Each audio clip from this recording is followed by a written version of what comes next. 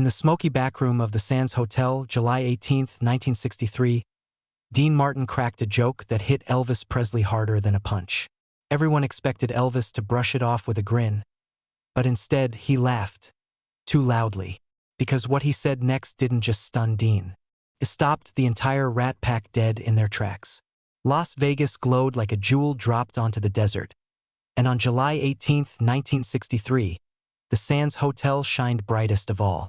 Its golden lights cut through the evening haze, pulling in tourists, high rollers, and entertainers like a magnet. Inside the famous Copa room, a different kind of electricity filled the air, smooth, smoky, and laced with the confidence of men who ruled the Vegas nightlife. Frank Sinatra sat comfortably with a drink that barely moved in his hand. Sammy Davis Jr. tapped a quiet rhythm against the table. Dean Martin, relaxed and loose, held court with his usual half-smile and half-sip swagger. Everything felt effortless to them. This room belonged to the Rat Pack, and they knew it. But tonight, someone else stepped in. Elvis Presley walked in quietly, slipping past a red curtain with Colonel Parker at his side. Behind them, backup singer Millie Kirkland tried to stay invisible among the showgirls and comedians drifting through the room. Elvis wasn't wearing a glittering stage outfit or anything loud. Just a crisp shirt, dark jacket, and the kind of look a young man wears when he's unsure if he's welcome. The room shifted, almost unnoticeably, when he entered. A few heads turned. A few whispers followed. Even legends can get nervous when surrounded by other legends. Cigarette smoke drifted upward like thin ghosts. Laughter echoed from one corner. A glass clinked sharply as a waiter passed. Elvis inhaled deeply, trying to settle himself. He respected these men, their charm, their talent, their presence.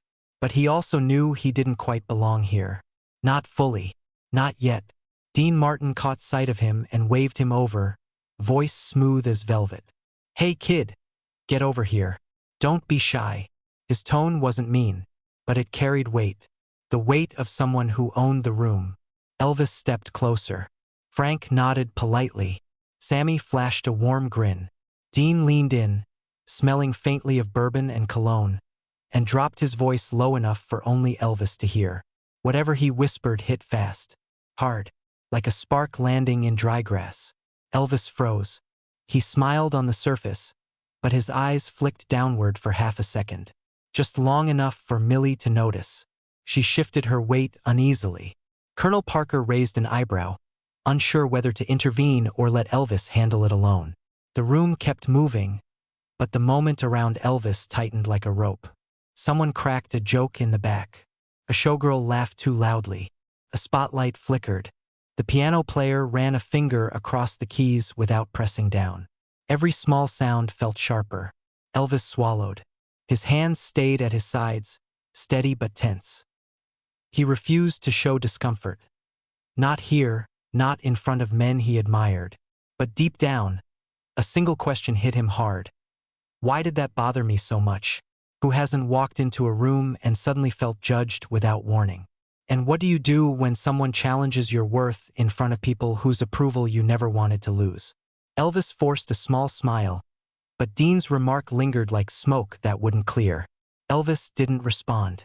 He didn't trust his voice yet. The silence stretched, tight and awkward. Frank glanced over, sensing tension. Sammy raised one eyebrow. Even a few showgirls paused their chatter, sensing a shift they couldn't name. Elvis stood still.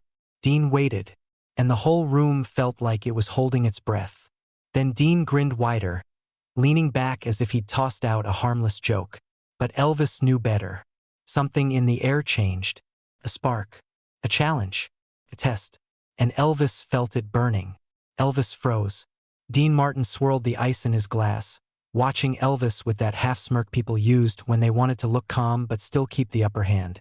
The room's buzz softened, just a little, like everyone sensed something had shifted. Elvis didn't move. He just stood there, trying to pretend Dean's earlier whisper hadn't hit him harder than he expected. Dean leaned forward again, eyes sharp. "Show business ain't a fairy tale, kid," he said lightly, tapping the side of his glass. "Let's see if the king can croon without the glitter." A few people chuckled, but not in a cruel way, more out of habit, because Dean Martin was the kind of man you automatically laughed with. But this laugh didn't land right. It felt pointed. A test disguised as a joke. Frank Sinatra's expression tightened. He knew Dean better than anyone in the room. Dean didn't challenge often. But when he did, it meant something. Sammy Davis Jr. leaned forward in his chair, chin resting on his hand, eyes locked on Elvis. He knew what pressure looked like, and he saw it now. Elvis didn't flinch outwardly, but his fingers tapped against the buckle of his belt. A little rhythm. Too fast. Too controlled. It was something he did only when he felt his nerves firing up. Millie noticed it right away. She'd seen that tapping before shows, before interviews, before moments that mattered too much. Elvis exhaled through his nose, trying to stay cool. He forced a short laugh. Came out too sharp, too quick. The kind of laugh you give when you're trying to act unbothered. But the moment cuts anyway. A few heads turned. A waiter paused mid-step. Dean raised an eyebrow, amused. He knew that laugh wasn't real. Relax, son. Just want to see if the king can swim without the crown, he added, shrugging casually. But there was nothing casual about his tone. Was Dean teasing him? Or truly testing him? And how often are we pushed hardest by the people we admire most? People who don't realize their words can bruise. The room waited for Elvis to do something. Anything. Back down. Laugh harder. Wave Dean off. Let it go. But Elvis didn't do any of that. He straightened slowly, shoulders pulling back just an inch. That was all, just an inch. But it shifted everything. His eyes changed too, clearing like fog lifting from a windshield. It wasn't anger. It wasn't ego. It was something quieter and stronger. A decision. Colonel Parker noticed it immediately.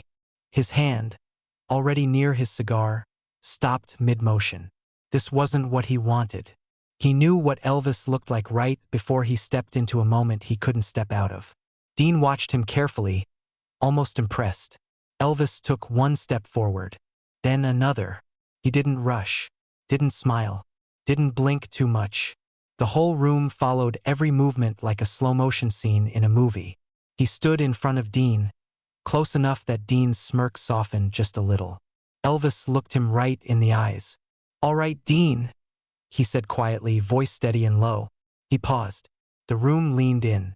"Your move." It wasn't loud. It wasn't dramatic. But it landed harder than anything he could have shouted. Sammy's lips parted. Frank lowered his drink. Millie covered her mouth with her hand. Colonel Parker whispered something under his breath. Dean Martin blinked once. Then again. The room went completely still. Elvis had accepted the challenge. And there was no turning back now. Dean Martin didn't move at first. Elvis's quiet challenge hung in the smoky air like a dare wrapped in velvet. A few seconds passed, long enough to make every person in the room shift uneasily in their seat. Even the air felt heavier, as if the Sands Hotel itself wanted to see what would happen next. Then Dean lifted his chin and snapped his fingers once. Sharp, cold, confident. The house pianist, a thin man named Eddie Hudson, looked up from his drink and straightened. Everyone knew that snap. It meant showtime. Eddie slid onto the bench, fingers hovering. He glanced at Dean for direction. Dean pointed at him with two fingers and made a small circle in the air. The pianist nodded. He knew exactly what Dean wanted. The first person to understand what was happening was Frank Sinatra. His brow lowered slightly. "He's not going to make him do that," Frank muttered under his breath. Sammy Davis Jr. leaned back, eyes wide. "Oh, he is." Millie Kirkland had a bad feeling. She stepped a little closer to Elvis, hoping he would catch her worried look. But Elvis's attention was locked on Dean now. Focused, steady, almost too calm. The room changed in seconds. Moments ago, it had been warm and playful, full of laughter and clinking glasses. Now it felt like a small arena, each person circling around two figures, the king and the cool.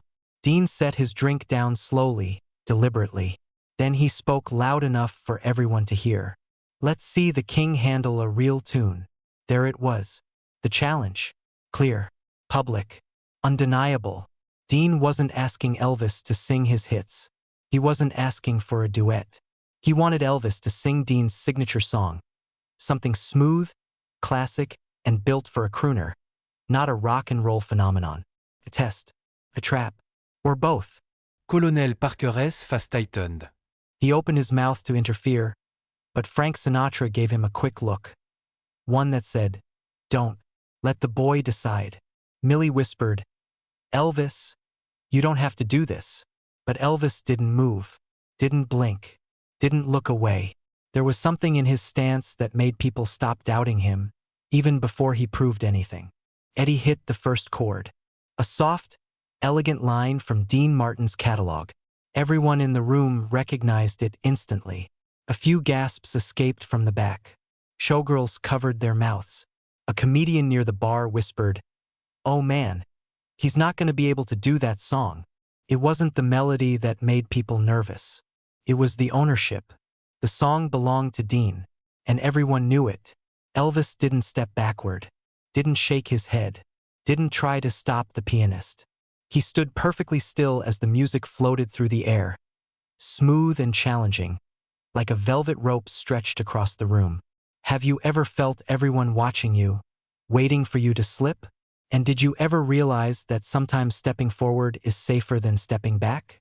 Elvis finally took one step, just one. It made the entire circle tighten around him. Chairs slid quietly. People leaned in. Even the ceiling lights seemed to dim, focusing the room's attention. Elvis walked toward the pianist, slow and deliberate. Eddie swallowed hard, unsure if he should keep playing. Elvis gave him a tiny nod, barely noticeable, but enough. The pianist continued. Dean leaned back in his chair, crossing one leg over the other, giving Elvis a look half amusement, half challenge. "Go ahead, son. Floor's yours." Elvis didn't pick up a microphone. He didn't need one. The room was small and the silence was big. He looked at Dean, then the piano, then the small crowd circling him like a ring of flickering candles. Colonel Parker held his breath. Frank stared. Sammy grinned nervously. Millie whispered, "Please, Elvis, just walk away." But he didn't. He stood tall, hands relaxed at his sides. The opening notes wrapped around him. And just as the chord reached its peak, Elvis opened his mouth, and the room's fate shifted. The first sound Elvis made wasn't loud. It wasn't dramatic. It was soft, so soft the room had to lean in just to catch it. His voice glided into the melody like warm honey, smooth but steady, surprising even the people who believed in him most. Eddie, the pianist, blinked twice. This wasn't a parody. This wasn't a joke. Elvis was taking Dean's song seriously. Dean didn't expect that. He sat up straighter, glass lowering slowly in his hand. Frank Sinatra stopped breathing for a moment. Sammy Davis Jr. whispered, "Well, I'll be..." Under his breath, Elvis didn't look at anyone. He kept his eyes on the floor for the first few lines, letting his voice settle. The softness wasn't weakness. It was intention. He was shaping the song, shaping the room, shaping the energy. Then something shifted. He raised his head. 1 inch, then another. And when his eyes finally lifted, the entire room straightened its spine. He leaned in. He breathed steady.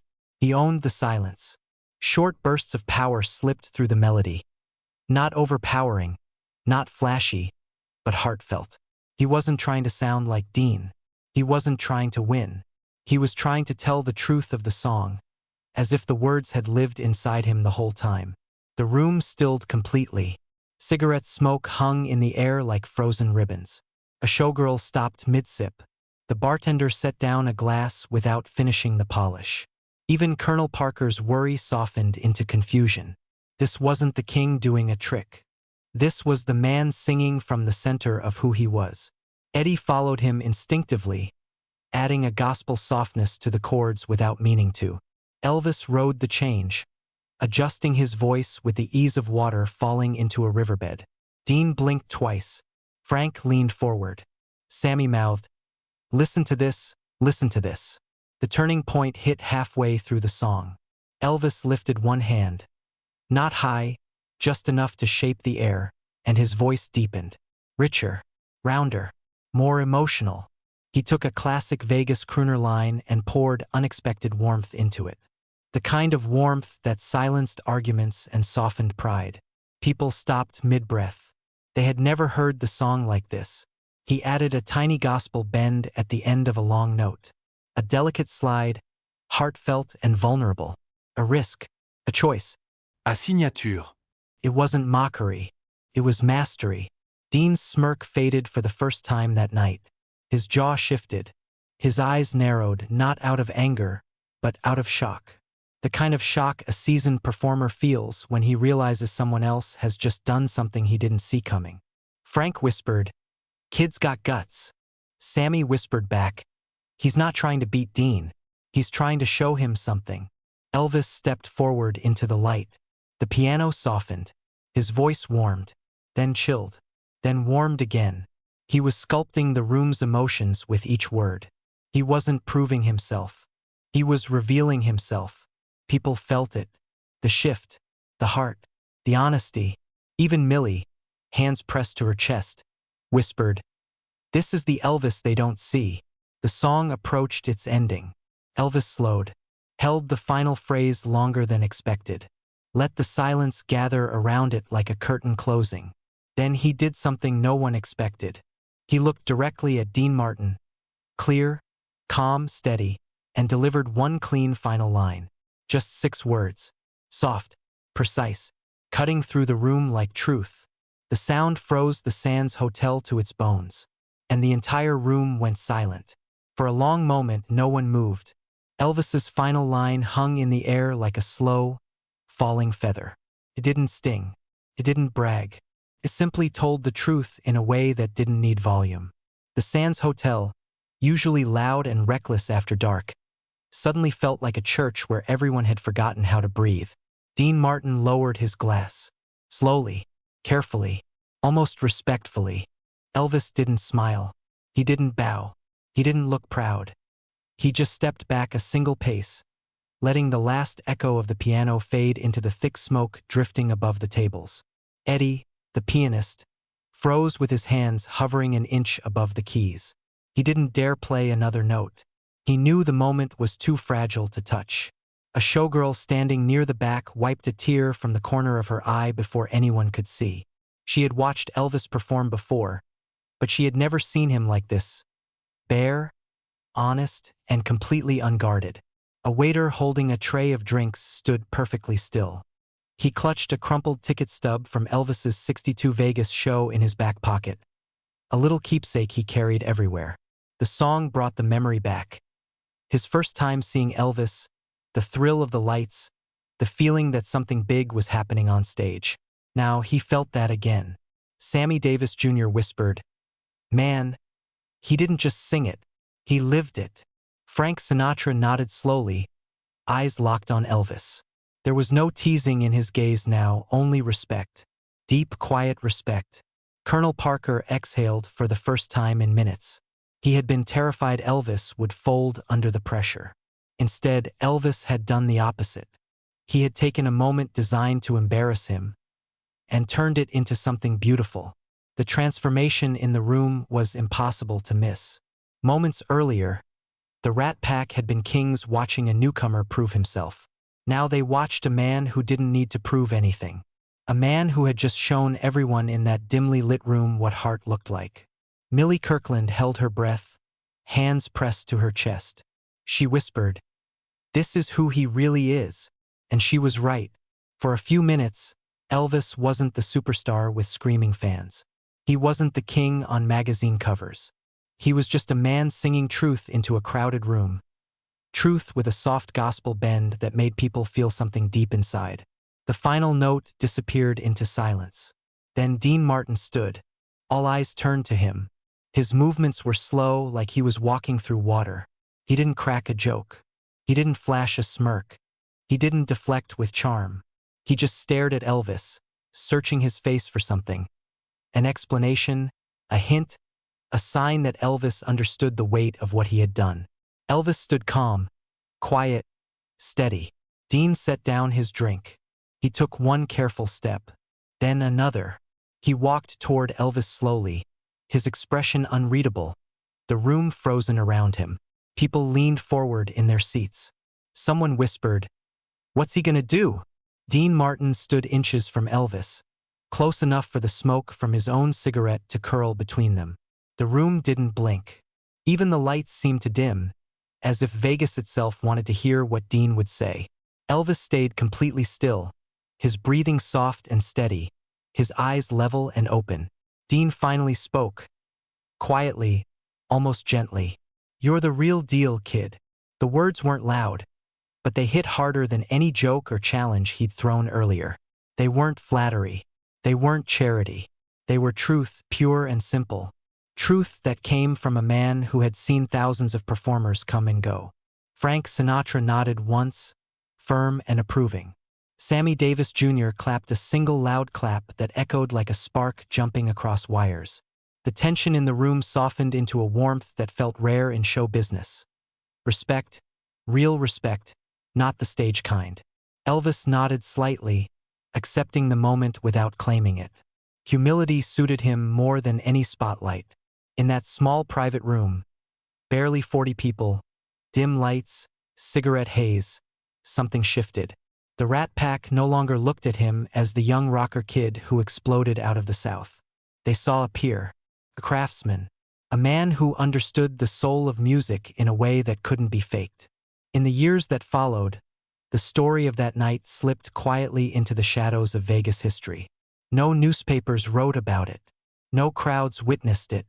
But word traveled backstage, whispered by performers, shared by bartenders, carried by showgirls who had seen more truth in dim rooms than tourists ever would. One rumor lasted longer than the rest. A Copa Room technician claimed he had recorded the entire moment on a bootleg reel-to-reel tape. He said he didn't mean to, he'd been testing equipment in the back when the tension rose. But when he heard Dean challenge Elvis, he let the reel run. The tape, he said, captured the silence after Elvis's final line. The kind of silence that doesn't belong to fear. The kind that belongs to awe. Whether the tape truly existed, no one ever proved. But the rumor alone added fuel to the legend. Fuel that still flickers in old Vegas fan circles today.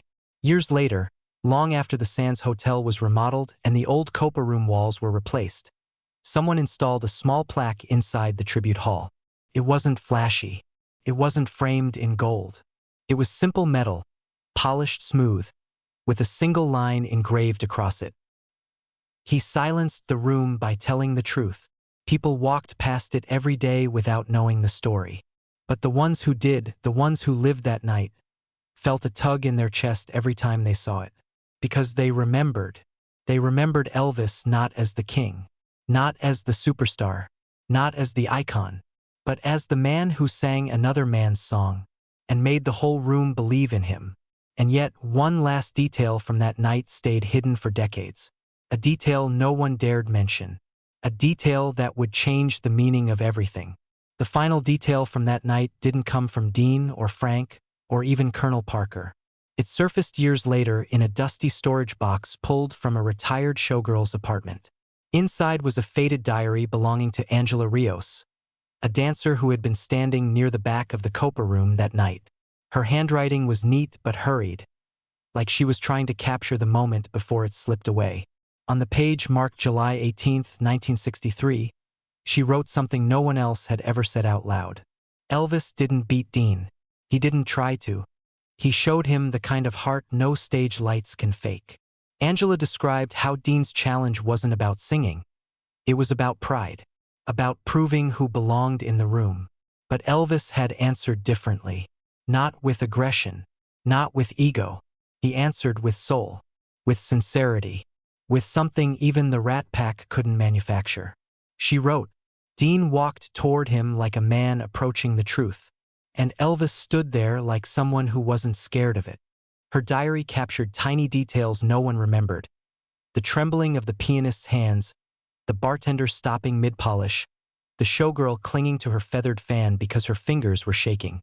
But the part that mattered most came near the bottom of the page. Angela wrote, "Everyone thought Dean tested his talent, but he was really testing his confidence. Elvis passed because he didn't need the crown to be the king.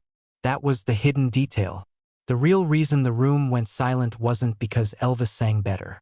It was because Elvis sang honestly. He didn't imitate Dean. He didn't compete. He didn't push. He simply stepped into the song with the same heart he used on stage in front of thousands. Authenticity was his comeback. And authenticity was why Dean finally understood who Elvis really was. Have you ever seen someone win without raising their voice? And did it change the way you saw strength?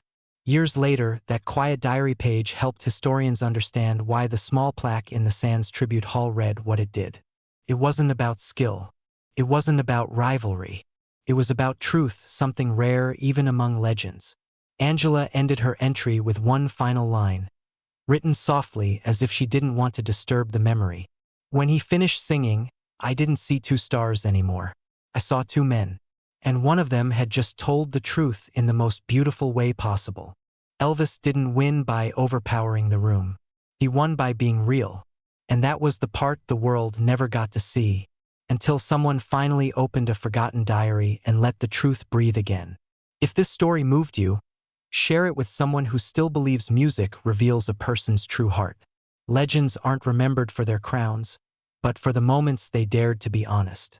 And if you or someone you know ever saw Elvis in person, tell us that memory. Stories like these deserve to be kept alive.